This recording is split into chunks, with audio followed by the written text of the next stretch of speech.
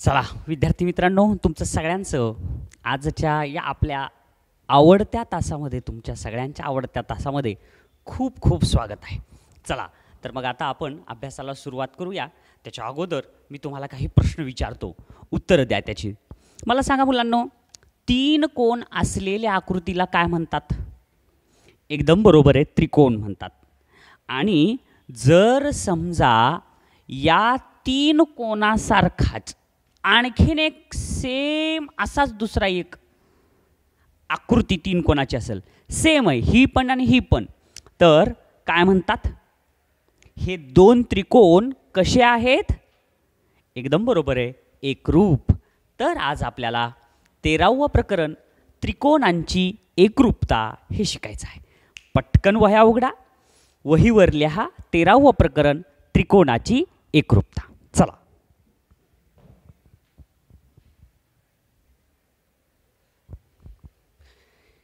चला मुलांनो, आता बघा, तुम्हाला प्रकरणाचं नाव तर समजलेलं आहे, तुम्ही लिहिलं पण आहे.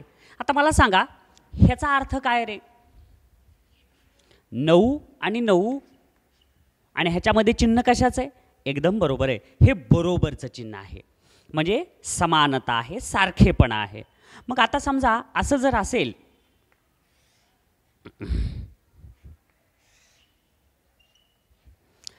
हे रेषाखंड आहे 5 सेंटीमीटरचं AB आणि हे आहे रेषाखंड PQ, हे आहे 5 सेंटीमीटरचं.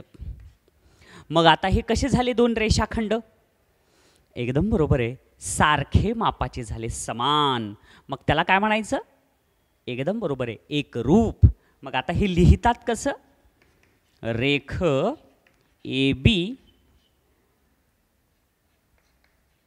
रेख PQ. आता तुम्हाला इथं चिन्ह वापरलंय आपण बरोबरचं. मग आता हे AB आणि PQ हे रेषाखंड एकरूप आहेत. मग एकरूपचं चिन्ह कसं आहे? तर दोन रेषा काढायच्या आणि त्याच्यावर समुद्राची लाट काढायची, अशी आहे बघा, अशी अशी आणि अशी. झालं एकरूपचं चिन्ह तयार. समजलं? हे बघा, दोन रेषा आणि त्याच्यावर असं आणि असं, संपलं. हे एकरूपचं चिन्ह आहे. समजलं? मग आता ही झाली रेषाखंडाची एकरूपता. रेख PQ AB एकरूप रेख PQ. ह्याला उलटं पण म्हणलं तरी चालतंय. तुम्ही जर म्हणलात रेख PQ एकरूप आहे रेख AB तरीही चालतंय, दोन्हीही म्हणलं तर चालतंय. आता मला सांगा, ह्याच्यामध्ये जर समजा असं असेल, ह्याच्यात अशा पद्धतीनं दिलं, समजा हे बघा,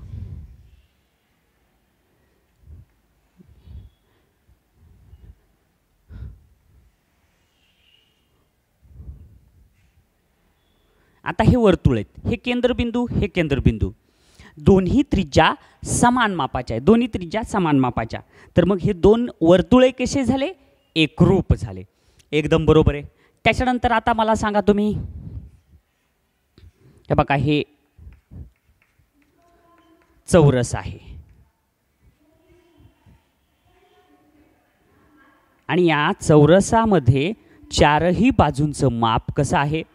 एकदम सारखं, तंतोतंत समान आहे. तर मग हे चौरस सुद्धा कसे झाले? एकरूप. चौरसामध्ये काय? चारही बाजूचं माप सारखं असतं. ह्याचं आणि ह्याचं, ह्याचं माप 5 सेंटीमीटर आहे, ह्याचं माप 5 सेंटीमीटर, म्हणजे प्रत्येक बाजूचं माप 5 सेंटीमीटर. मग समजलं तुम्हाला? हे चौरस सुद्धा कसे झाले? मग एकरूप झाले. छान. तर आज आपल्याला पाहायचं आहे त्रिकोणांची एकरूपता. मग आता हे त्रिकोणांची एकरूपता कशा पद्धतीनं असते हे बघूया आपण. त्याच्या काही अटी आहेत त्रिकोणाच्या एकरूपतेच्या. मग आता कशा पद्धतीनं ते एकरूप दाखवायचे हे बघूया आपण. बघा, सगळ्यात पहिल्यांदा जे त्रिकोण असतात ते त्रिकोण काही कसोटीनुसार एकरूप असतात. पहिली कसोटी आहे बा बा बा कसोटी. आता ही कसोटी कशी असते? तर त्रिकोणाच्या बा बा बा म्हणजे काय? बाजू बाजू बाजू. आता बघा, हे एक त्रिकोण आहे आणि हे एक त्रिकोण आहे. मग आता या त्रिकोणामध्ये ह्याचं माप आणि ह्याचं माप, एक रेष एक रेष, ह्याच्या दोन रेषा, ह्याच्या दोन रेषा, ह्याच्या तीन रेषा, ह्याच्या तीन रेषा. ह्या रेषा म्हणजे काय असते? तर एक प्रकारचं माप असते आणि ते माप दुसरीकडे 3 रेषा असेल तर त्याचं माप सारखं आहे. समजा इथं 3 रेषा आहेत, ह्याचं माप आहे 4 सेंटीमीटर, तर ह्याचं सुद्धा किती आहे, 3 रेषा असल्यामुळे 4. ह्याचं माप आहे समजा 5 सेंटीमीटर आणि इथं 2 रेषा आहेत, ह्याचं माप किती आहे 5. ह्याचं माप 1 रेषा आहे, ह्याचं 7 सेंटीमीटर, ह्याचं सुद्धा 1 रेषा आहे, म्हणजे किती झालं 7 सेंटीमीटर. एवढं समजलं तुम्हाला. मग आता बघा आपण ह्याचे माप मोडूया. जे काही माप असेल त्या मापांवरून आपण काढूया. तर मग आता काय करावं लागेल मुलांनो, तर आता हे अलगद त्रिकोण उचलला आणि अलगद त्रिकोण जर टेकवला तर काय होईल, ह्या बाजूवर ही बाजू येईल, ह्या बाजूवर ही बाजू येईल आणि ह्या बाजूवर ही बाजू येईल. म्हणजे आता त्रिकोणाचे जे 3 बिंदू आहेत, समजा आता बघा A B C P Q R, जर तंतोतंत ह्याला उचललं, कात्रीनं आपण कापलं, समजा हे त्रिकोण असा कात्रीनं कापला, हा कात्रीनं कापला, कात्रीनं कापला आणि ह्याला हातदर उचललं आणि उचलून बरोबर ठेवलं, तर ए बिंदूवर कोणता बिंदू येईल, पी बिंदू, बी बिंदूवर कोणता येईल, क्यू बिंदू आणि सी बिंदूवर कोणता येईल, आर बिंदू. समजलं. मग अशा पद्धतीनं ह्या बाजूवर ए बी बाजूवर पी क्यू बाजू समान मापाची येईल, बी सीवर क्यू आर समान मापाची येईल आणि ए सीवर पी आर समान मापाची येईल. म्हणजे हे कोणत्या कसोटीनुसार एकरूप झाले त्रिकोण, मग बाजू बाजू बाजू. मग त्याला खाली लिहायचं असते, त्रिकोण ए बी सी एकरूप आहेत त्रिकोण पी क्यू आर. समजलं. हे एकरूपतेचं चिन्ह कळालं. अशा त्रिकोणाच्या काही कसोट्या आहेत, त्याही बघूया आपण. पहिली कसोटी आहे बा बा बा. पुन्हा आणखीन दुसरी कसोटी असती, ती पण तुम्हाला सांगतो, पहा.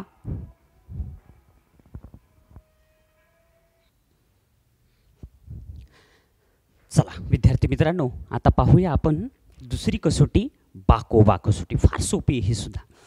बा को बा म्हणजे काय, बाजू कोण बाजू. म्हणजे बघा ही एक बाजू आणि ही एक बाजू. कोण म्हणजे हा बाजूच्या मधला समाविष्ट कोण, इथं एक कोण आणि हे बाजू, इथं एक बाजू, इथं एक बाजू. बघा आता इथं काय आहे, पी क्यू आर आणि इथं ए बी सी. आता तुम्ही नीट पाहिलात तर तुम्हाला लक्षात येईल, या पी क्यूचं जेवढं माप आहे तेवढंच ए बीचं माप आहे, या क्यू आरचं जेवढं माप आहे तेवढंच बी सीचं माप आहे आणि माप कोण क्यूचं जेवढं माप असेल तेवढंच माप कोण बीचं माप आहे. ह्याचा अर्थ काय झाला, तर ही बाजू एकरूप, हे कोण एकरूप, ही बाजू एकरूप. म्हणजे काय, बाजू कोण बाजू. म्हणजेच हे 2 त्रिकोण कोणत्या बाजू कसोटीनुसार एकरूप आहेत, बा को बा. हे बघा बा को बा या कसोटीनुसार त्रिकोण पी क्यू आर एकरूप आहेत त्रिकोण ए बी सी. समजलं. आता जर समजा आपण कात्रीनं हे त्रिकोण कट केला, असा असा असा असा असा असा असा आणि असा असा कात्रीनं पूर्ण कट केला आणि त्याला उचलला आणि उचलून जर याच्यावर ठेवला, तर पी बिंदूवर कोणता बिंदू येईल, ए बिंदू.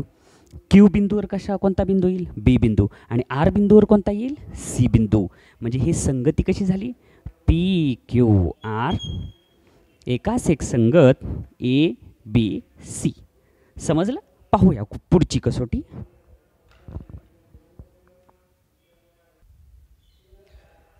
बघूया मुलांना आता पुढची कसोटी काय, को बा को कसोटी. म्हणजे को बा को म्हणजे काय, कोण बाजू कोण, 2 कोणाच्या मधली बाजू.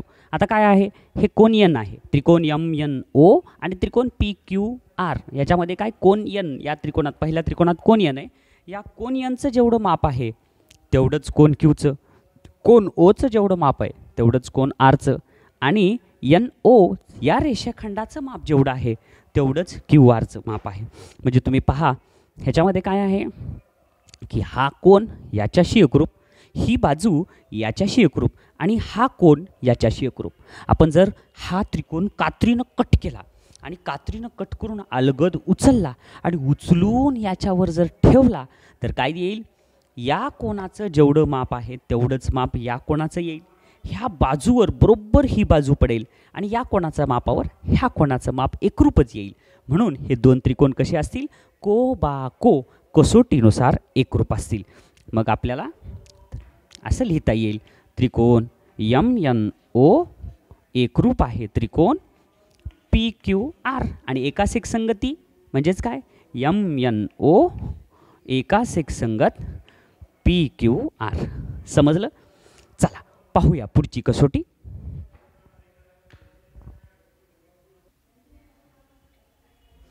आता पाहूया पुढची कसोटी कोकोबा कसोटी. आता ही कोकोबा कसोटी म्हणजे काय कोन कोन आणि बाजू. त्रिकोणामध्ये कसं असते मुलांनो जर समजा 3 कोण असतील 3 कोणापैकी 2 कोण जर एकरूप असले तर तिसरा कोण सुद्धा ऑटोमॅटिक एकरूप होतं. आता तुम्ही पहा हा कोण याच्याशी एकरूप आहे हा कोण याच्याशी एकरूप आहे म्हणजे हा कोण याच्याशी एकरूप असतोच कारण त्रिकोणाच्या तिन्ही कोणांच्या मापांची बेरीज 180 अंश असते म्हणून उरलेला कोण सुद्धा एकरूप येतोच आहे. म्हणून हे 2 त्रिकोण कोकोबा 2 कोण आणि एक बाजू जर एकरूप असेल तर कोकोबानुसार हे 2 त्रिकोण एकरूप असतात. पाहूया पुढची कसोटी. बघा पाहूया आता पुढची कसोटी 5वी आहे कर्णभुजा कसोटी. आता या कसोटीत काय दिले मुलांनो पहा बरं. काटकोन त्रिकोणाशी निगडीत ही कसोटी आहे. काटकोन त्रिकोण जर असेल तरच हे कर्णभुजा कसोटी वापरतात. काटकोनात हा कोण 90 अंशाचा एकरूप असतो आणि ही बाजू आणि इकडली बाजू आणि कर्ण कोणत्याही 2 बाजू जर एकरूप असतील तर ते 2 त्रिकोण कर्णभुजा कसोटीनुसार एकरूप असतात. आता पहा आपण जर हा त्रिकोण कात्रीनं कट केला आणि कात्रीनं कट करून अलगद उचलला आणि उचलून ह्याला जर अशा पद्धतीनं हे त्रिकोण कसा आहे असा उचलला इथून असा उचलून ह्याला जर असा ठेवला तर काय होईल बघा बरं. या पी बिंदूवर ए बिंदू येईल बी बिंदूवर आर बिंदू आणि सी बिंदूवर क्यू बिंदू येईल तेव्हाच हे 2 त्रिकोण एकरूप होतील. म्हणून त्रिकोण ए बी सी एकरूप त्रिकोण पी क्यू आर नाही तर पी आर क्यू. कारण एकावर एक जर त्रिकोण जर ठेवले तर ए बिंदूवर पी बिंदू येतो बी बिंदूवर आर बिंदू म्हणून संगती सुद्धा तशीच लिहावी लागेल. ए बी सी हे 3 बिंदू एकाच एक संगत आहेत पी आर क्यूशी. समजलं. अशा पद्धतीनं ह्या 5 त्रिकोण एकरूपतेच्या कसोट्या आहेत. याच्यावर आधारित आपण सराव संच 13.1 आपण शिकूया.